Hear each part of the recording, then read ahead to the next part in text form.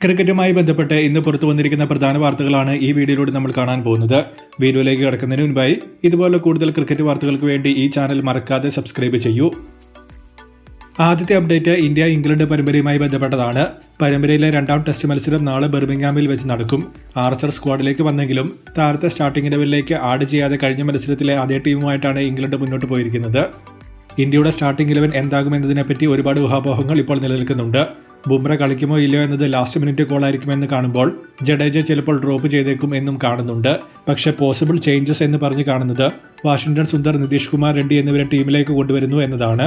Lower order batting ഇത് കുറെ കൂടി ഇംപ്രൂവ് ചെയ്യും. കഴിഞ്ഞ മത്സരത്തിൽ ലോവർ ഓർഡറിന്റെ ബാറ്റിംഗ് ആണ് ഒരു പരിധിവരെ ഇന്ത്യയെ പിന്നോട്ട് വലിച്ചതും. പക്ഷേ ആർക്കൊക്കെ പകരമാണ് ഇവർ വരിക എന്നതിൽ ഒരു ക്ലാരിറ്റിയുമില്ല. സായി സുദർശന്റെ പരിക്കിനെ പറ്റിയും കൂടുതൽ ന്യൂസ് ലഭിച്ചിട്ടില്ല. സോ ഇന്ത്യയുടെ ടീം സെലക്ഷൻ എന്താവും എന്നത് കണ്ടു തന്നെ അറിയാം. അടുത്ത അപ്ഡേറ്റ് രാജസ്ഥാനുമായി ബന്ധപ്പെട്ടതാണ്. ഓൾറെഡി സഞ്ജുവിന്റെ ട്രേഡ് ന്യൂസാണ് രാജസ്ഥാൻ ഇപ്പോൾ ലൈം ലൈറ്റിൽ നിർത്തുന്നത്.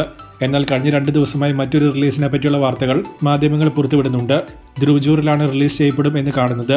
രാജസ്ഥാൻ അവരുടെ പേഴ്സ് വർദ്ധിപ്പിക്കാനാണ് ഇങ്ങനെ ചെയ്യുന്നത് എന്നൊക്കെയാണ് റീസണായി പറഞ്ഞിരിക്കുന്നത്.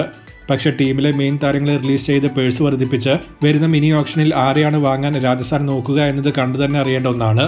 ഇത് ചിലപ്പോൾ വെറും ഒരു ഊഹാപോഹം മാത്രമായിരിക്കാം. അതല്ലെങ്കിൽ രാജസ്ഥാൻ കഴിഞ്ഞ സീസണിൽ ചെയ്തതുപോലെ അവർ ചെയ്യാൻ പോകുന്ന ഒരു വലിയ മണ്ടത്തരമായിരിക്കും ഇത്. ധ്രുവ്ജൂറിലൊക്കെ റിലീസായാൽ കൊൽക്കത്തയെ പോലെ ഒരു വിക്കറ്റ് കീപ്പറെ തപ്പുന്ന ടീമുകൾ 100% താരത്തെ ടാർഗറ്റ് ചെയ്യും.